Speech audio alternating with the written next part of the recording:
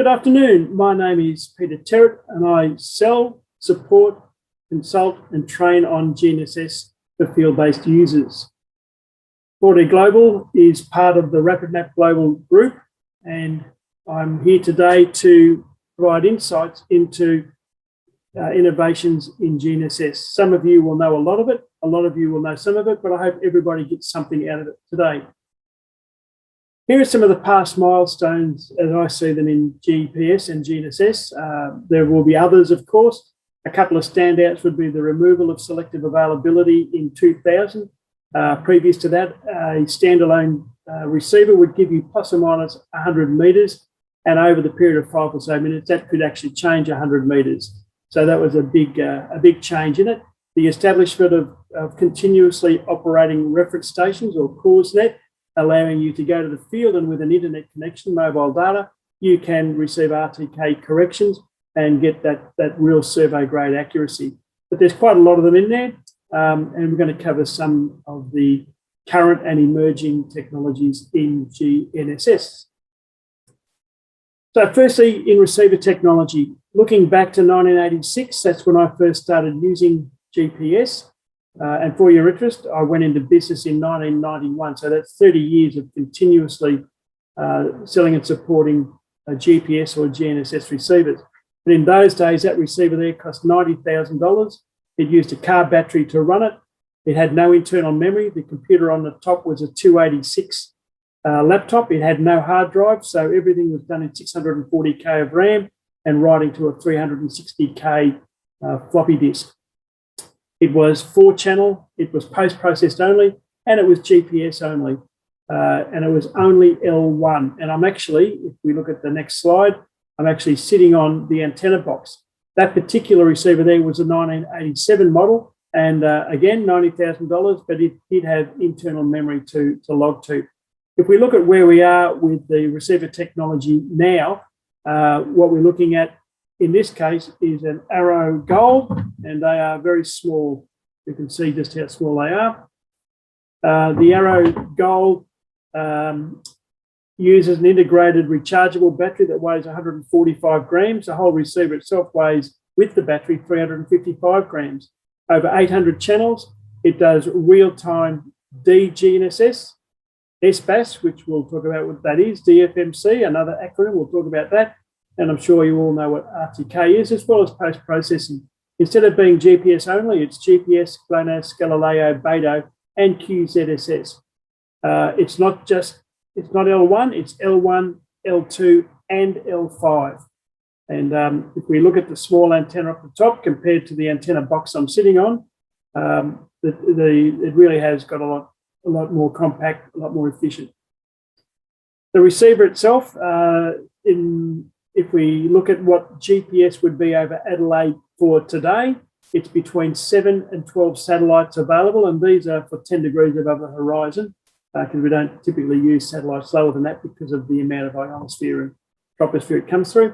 But yeah, 7 to 12 satellites. If we then add GLONASS, which was the way we did it for many years, GPS and GLONASS, that is GNSS, we would have 12 to 19 satellites. But we now have more satellites. We have GNSS, Global Navigation Satellite System, and we have RNSS, which is Regional Navigation Satellite Systems. We have between 40 and 58 satellites in view throughout the day, and that dramatically increases accuracy. To the point that if we have a good quality receiver with a good quality antenna autonomously with a good view of the sky, we can get sub-meter accuracy. In this case, the accuracy we're getting is 882 millimeters. And because of that level of accuracy that we can now get autonomously, that's why the Australian Maritime Safety Authority MSK marine base stations were all shut down last year. They covered most of the coast of Australia and certainly went a few hundred kilometres inland. But because their purpose was to provide sub-meter accuracy, that's just no longer required. And so they've been shut down. And as I said, we can't get that accuracy very well. If we look at using the satellite-based augmentation system, or SBAS, that's a word you're going to hear quite a bit, and we're only using L1 frequency, we had a test bed running for almost 3 years. It's currently in suspension. during the tender evaluation phase, but we could very confidently get, with a good view of the sky, 250 to 500 millimetres accuracy anywhere in the country, from Christmas Island to the other side of New Zealand, from Bali down to the south of Tasmania. There's no subscription, there's no fee. If all you need is an appropriately optioned unit, and it has to be set up correctly in order to track the beam and apply the corrections. But very easy to get 250 to 500 millimetres anywhere, and that's a real boon for the mapping industry. If we then go to DFMC, or dual frequency multi-constellation SBAS, we can get down to 40 to 80 millimetres accuracy. This particular service here is Atlas. It's a commercial service. It is a paid service. But if you're in the middle of nowhere, in the desert, and you really needed that very good accuracy, it is available right now. And there are several vendors of these kinds of services. As the free services continue to grow, they may not all survive, but it's just a great service. And that's down to 37 millimetres. If we look at RTK, we were always used to getting 10 millimetres plus 1 part per million, which typically meant, if you're fairly close to your base station, you're getting 10 to 20 millimetres. In this case, we're getting 4 millimetres. Not typical. I'd say sub 10 millimetres is very typical, but not 4 millimetres. But we were getting 4 millimetres at that point.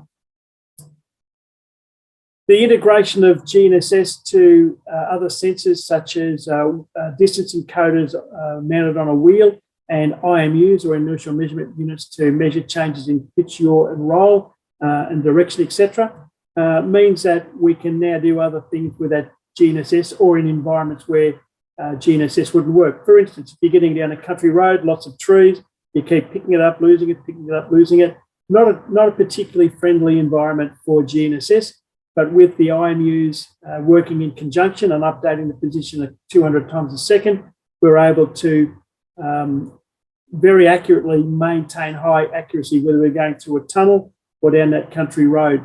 If you go into a tunnel and you lose GNSS completely, it will dead reckon using the wheel encoder and the sensors. When you come out the other end, you pick up satellites again, it will anchor that new fix, and you're able to forward correct and then reverse correct to basically halve any of the processive error you would have got.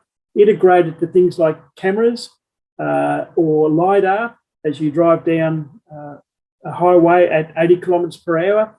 Anything that LiDAR point hits, or any pixel in the photographic image, can be very accurately resolved for its position remote from the device through very clever software. The vehicle you can see there has got a 360-degree camera mounted on the roof, and it has 4 high-resolution cameras as well with the positioning system, and that can do a lot of work in a very short amount of time. In the hand is a sensor board, and that's the kind of thing you would see on a UAV for doing direct georeferencing to the ground, so you don't need ground control, and you can fly wider arcs with less overlap, etc. Let's look at infrastructure. We're going to discuss GNSS, RNSS, cause nets, the commercial correction services. I've listed 6 here: the Atlas, the Starfire, which is John Deere. You've got Veripods, you've got OmniStar, you've got Trimble RTX, and you've got TerraStar. We're going to talk about the future of SBAS in Australia, which is called SouthPAN, which is Southern Pacific Augmentation Network, and it's basically a joint venture between Australia and New Zealand. And we're going to look at the various services that will come online from that.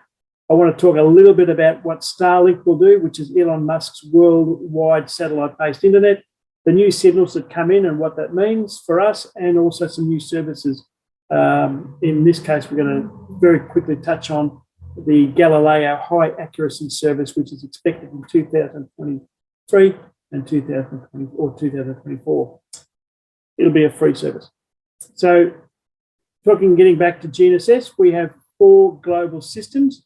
With Beidou, the Chinese system, also known as Compass, there are some regional satellites within that system, but most of them are global. We have, across Australia for coverage, QZSS, which is the Japanese quasi-Xena satellite system, There's another regional system over India called the Indian Regional Navigation Satellite System, not particularly relevant to Australia, although you can pick it up on the west coast of Western Australia. Back in 1992, that was the satellite coverage we had over 24 hours. Anything below 3 satellites, which happened there 3 times in the day, you were not going to get an answer. 3 satellites will give you a 2-dimensional fix. 4 satellites well placed will give you a 3-dimensional fix. So we've come from that now to this, where we have between 40 and 57 satellites throughout the day.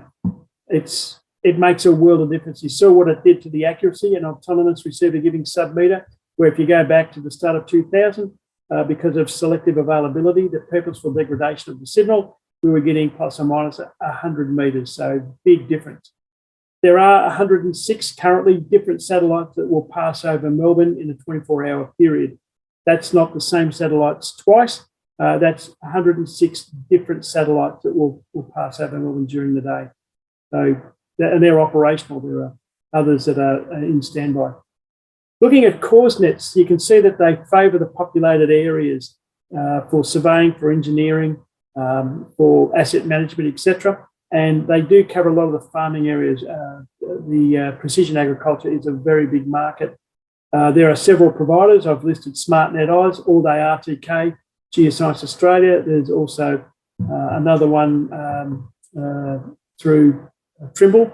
And there are some differences in that some of the providers will put in extra base stations of their own into the network, but they are all absolutely amazing. You now no longer, while you have mobile data, you no longer are required to set up one with your own UHF radio and worry about radio licensing and having the extra infrastructure, etc. Probably relevant on a construction site over a period of time, but these cause nets are making a massive difference to the efficiency of a lot of projects. Getting back to the commercial SBAS, back in 1994, we rented 4 demodulators that were plugged into a handheld, and they probably would have corrected them down to about 10 metres. And they were rented for $18,000 each, which was $72,000 for the 12 months. And at the end of that 12 months, the demodulators were handed back. When you consider that SBAS is going to far outperform it, it'll be all integrated into a tiny receiver and provide much higher accuracy. That's just the way the industry has gone. The innovation in this industry does amaze me. If we look to the future, we've had SBAS running in Australia for 3 years. It was a test bed to prove the system out. It was highly, highly successful, and to the point that the government's now investing $200 million in building out a new system. It will support wide area or regional augmentation through the use of satellite broadcast messages. In other words, a satellite is broadcasting the corrections. It's on the same frequency band as the GPS and other constellations working, so it's able to be received by the one antenna. It's for space-based corrections, so you're getting the corrections to the satellite clocks and orbits, and it applies those, and there's the single frequency, which very quickly gets you down to well below sub-meter. And there's also going to be built out, will be dual frequency multi-constellation that will enable us to get about 100 millimetres, but there will be a convergence time on that for it to converge down to that level of accuracy.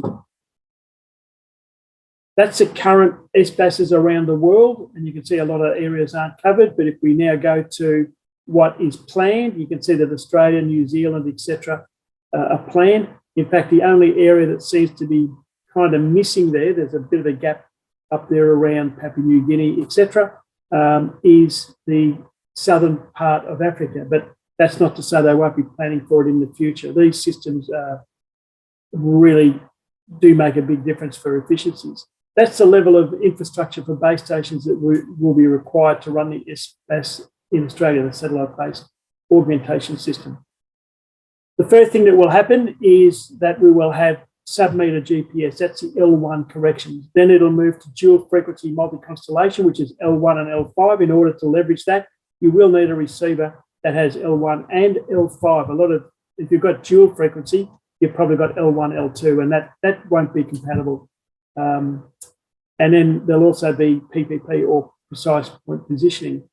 The SBAS, as I said, is currently in suspension. It's expected or hoped to be turned back on either later this year or hopefully early in 2022.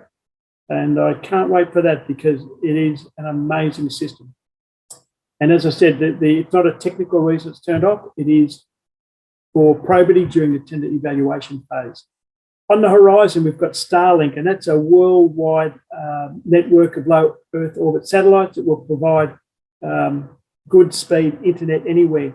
In Victoria, we have complete coverage for the CORS network, but we don't have complete coverage for mobile data. And that means that in some areas, you simply can't use the CORS net because you can't get the corrections.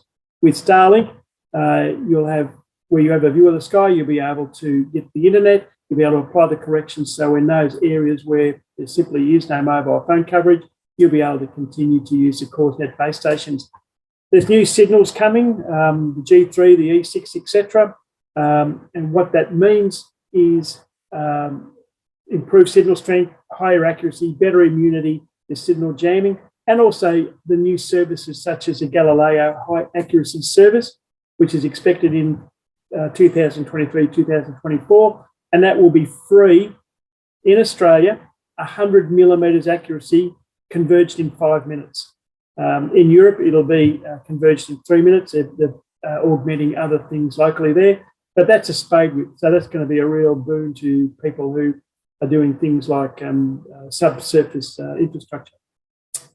That's my presentation. I hope you've enjoyed some of the insights that are in that presentation. If you would like to discuss anything further, or you'd like to clarify anything, or you've got any comments, be very pleased to hear from you. There's my phone number, there's my email address, and I hope you enjoy the rest of the conference. The Spatial Information Day it's a great day. I look forward to meeting up with you when we're out of COVID. All the best. Bye-bye.